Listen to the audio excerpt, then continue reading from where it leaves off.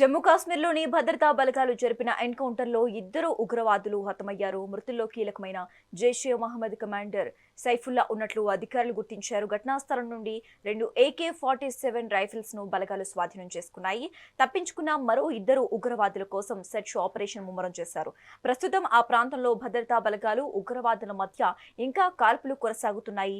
సరిహద్దుల్లో ఉద్రిక్తతల నేపథ్యంలో సైన్యం హై అలర్ట్ ప్రకటించింది.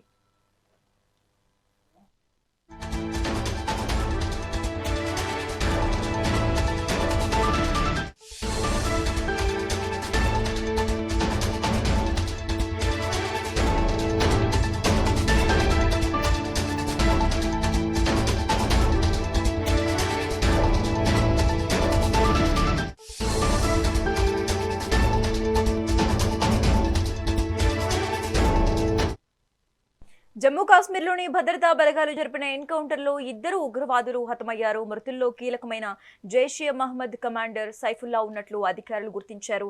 ఘటనా స్థలం నుండి 2 AK-47 రైఫిల్స్ ను బలగాలు స్వాధీనం చేసుకున్నాయి. తప్పించుకున్న మరో ఇద్దరు ఉగ్రవాదుల కోసం సెర్చ్ ఆపరేషన్ ముమ్మరం చేశారు. ప్రస్తుతం ఆ ప్రాంతంలో భద్రతా బలగాలు ఉగ్రవాదుల మధ్య ఇంకా కాల్పులు కొనసాగుతున్నాయి.